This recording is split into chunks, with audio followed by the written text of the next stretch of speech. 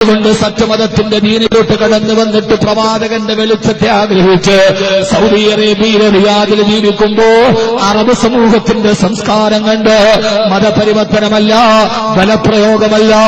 റിയാദിൽ ദീർഘകാലം ജോലി ചെയ്തപ്പോ അറബ് സമൂഹത്തിന്റെ സംസ്കാരം കണ്ട് തന്റെ കൂട്ടുകാരുടെ പെരുമാറ്റം കണ്ട് ഇസ്ലാമെന്ന പ്രകാശത്തിലോട്ട് കടന്നു വന്ന തിരൂരിലെ കൊടുങ്ങിയിലെ കൃഷ്ണൻ നായരുടെ മകൻ അനിൽകുമാർ ഫൈസലായി ജീവിതത്തിലേക്ക് വന്നപ്പോ റിയാദിൽ നിന്ന് മുസ്ലിമായി സുന്നത്തിനായി ജീവിതത്തിൽ നിട്ടയോടെ ജീവിച്ച് ഈ തിരൂരിലെ കൊടുങ്ങിയിൽ വന്ന് തന്റെ ഭാര്യയോടും മക്കളോടും ഇസ്ലാമിനെ കുറിച്ച് പറഞ്ഞപ്പോ ആ ഭാര്യയെയും മക്കളെയും ഇസ്ലാമിലേക്ക് കൊണ്ടുവന്ന് വെറും 2 വർഷം കൊണ്ട് അല്ലാഹുവിന്റെ സ്വർഗത്തിന്റെ ഉടമയായി ഇന്ന് റിയാദിലേക്ക് പോകാനിരുന്ന പാവപ്പെട്ട ഫൈസലിന് ഇരുട്ടിന്റെ മറവിലിരുന്ന് അവന്റെ കരുത്തിലെ കാഞ്ഞുകെട്ടിയിട്ട് കൊടൽമാല വെളിയിലോട്ടിറക്കിയ കാപാലികന്മാരെ, വിശ്വാസിയെ നിനക്ക് വധിക്കാൻ കഴിയൂ, വിശ്വാസത്തെ വധിക്കാൻ കഴിയില്ല. അതുകൊണ്ട് റസൂലിന്റെ ഈ സദസ്സിൽ ചിതഞ്ഞിരിഞ്ഞു പോയ 3 പൊന്നുമക്കളാണ് മോനെ. 2 വർഷം കൊണ്ട് അനിൽകുമാർ ഫൈസലായപ്പോ 2 വർഷം കൊണ്ട് അയാളെ മുസ്ലിമാക്കിയത് 4 പേരെയാ.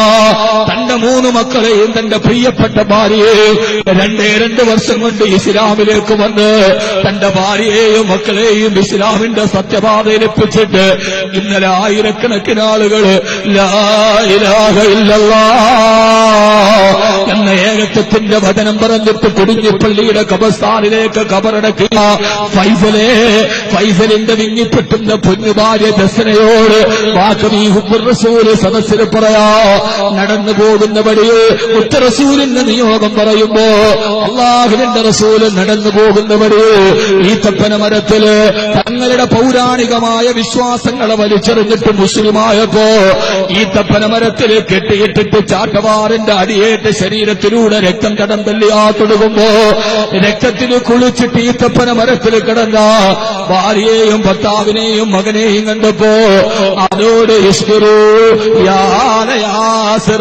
യാസിർ കുടുംബമേ ക്ഷമിക്കണേ, യാസിറിന്റെ കുടുംബമേ ക്ഷമിക്കണേ, നിങ്ങൾക്കാണ് പടച്ചറപ്പിന്റെ സ്വർഗമുള്ളത്. അവരോട് യാസിർ കുടുംബത്തോട് മുത്തറസൂല് പറഞ്ഞ ഈ തപ്പന മരത്തിൽ കെട്ടിയിടപ്പെട്ടിട്ട് ചാട്ടവാറിന്റെ പ്രഹരങ്ങളേറ്റ് ഗുഹ്യസ്ഥാനത്തേക്ക് കൊണ്ടുമറക്കുമ്പോഴും വിചാരധാരയിൽ നിന്ന് ഒരൽപ്പം പോലും പിന്നോട്ട് വരാത്ത യാസിറിന്റെ ഭാര്യയോട് പറഞ്ഞ ഒരേ ആശ്വാസത്തിന്റെ വാക്ക് ഇസ്ലാമിക സമൂഹത്തെ പ്രതിനിധീകരിച്ച് പറയാ, ഫൈസലിന്റെ പ്രിയപ്പെട്ട ഭാര്യ ജസന എന്ന പേര് സ്വീകരിച്ച പ്രിയപ്പെട്ട മുഅ്മിനത്തായ പെണ്ണിനോട് നാളെ 3 മക്കളെയും കെട്ടിപ്പിടിച്ചിട്ട് നീ സ്വർഗത്തിന്റെ മുമ്പിലെത്തുമ്പോ നിന്റെ കൈയും പിടിച്ചിട്ട് നിന്നെ സ്വർഗത്തിലേക്ക് കൊണ്ടുപോകാ. ഈ അടുത്ത സമയത്ത് ഫൈസൽ എന്ന അനിൽകുമാർ ഫൈസലായി. ഫൈസൽ പള്ളിയിലെ ഇമാമിനോട് പറഞ്ഞു പത്ര സന്തോഷത്തോട്, ഞാനിനി സ്വർഗത്തിലാ. ഇസ്ലാമിലേക്ക് വന്നപ്പോ നാട്ടുകാരും വീട്ടുകാരും എതിർത്ത് ചില ആളുകൾ വധഭീഷണി മുടക്കിയപ്പോ ഫൈസൽ പള്ളിക്കലെ ഇമാമിനോട് പറഞ്ഞതെന്നെ അവര് കുന്നാലെന്താ, ഞാൻ അല്ലാഹുവിന്റെ സ്വർഗത്തിലല്ലേ, മുഅ്മിനീങ്ങളെ 2 വർഷം കൊണ്ട് ഇസ്ലാമിലേക്ക് വന്നവന് സ്വർഗം ഉറപ്പിച്ചിട്ട് ഷഹീദായി മരിക്കാൻ കിടന്നുവെങ്കിൽ അല്ലാഹുവേ പരമ്പരാഗത മുസ്ലിമീങ്ങളായി നാം ഇവിടെ ജീവിച്ചിട്ട് നമുക്കൊരു സ്വർഗം ഉറപ്പിച്ചിട്ട് മരിക്കാൻ കഴിയുമോ? മുത്തറസൂലിന്റെ നിയോഗത്തെ കുറിച്ച് പറയുമ്പോ ആ സ്വർഗലോകത്തോട്ട് കടന്നു പോകാണ്. ഫൈസലിന്റെ കുടുംബത്തിന്റെ സങ്കടത്തിൽ നമുക്കും പങ്കാളികളാവാ. അല്ലാഹുവേ ഷഹീദ് യാസിറിനെ കൊടുത്ത തിരൂരിൽ 40 പേരെ മുസ്ലിമാക്കുകൊണ്ട് റോഡിലൂടെ നടന്നു പോകുമ്പോ തന്റെ വീട്ടിലേക്ക് കഞ്ഞിവെള്ളം ചോദിച്ചു വന്നവന് ഇസ്ലാം പറഞ്ഞ് മുസ്ലിമാക്കി കൊടുത്ത തിരൂരിലെ യാസിറിന് വഴിയരികിലിട്ട് നിഷ്ഠൂരമായി കുത്തിവെട്ടിക്കൊന്നവർക്ക് നീതിപീഠം വെറുതെ വിട്ടപ്പോ അവർക്ക് ആവേശമായി ആരെ കൊന്നാലും നീതിപീഠത്തിൽ രക്ഷപ്പെടാമെന്ന അവസ്ഥ വന്നപ്പോ തിരൂരിന് നഷ്ടപ്പെട്ടത് ഫൈസലിനെയാണ്.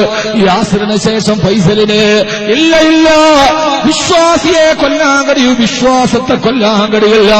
ഇത് റോമയുടെ മുകളിൽ കയറിയ വിശ്വാസമാണ്, ഇത് കിസ്രയത്തകർത്ത വിശ്വാസമാണ്. അതുകൊണ്ട് സഹോദരങ്ങളെ, ആരായി മാറുക?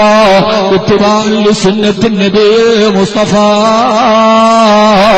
ഹബീബായ നബി തങ്ങളുടെ സുന്നത്തിലൂടെ നടക്കുക. ഏറ്റവും നല്ല നേതാവായി, ഏറ്റവും നല്ല ഭർത്താവായി, ഏറ്റവും നല്ല മകനായി. അല്ലാഹുവേ, അല്ലാഹുവേ, ഞങ്ങളെ നീ ആ ജീവിതത്തിന്റെ മുഖ്യപ്രവാചകന്റെ ജീവിതത്തിന്റെ ദർശനത്തിലൂടെ ഞങ്ങളെ നടത്തണേ അല്ലാ.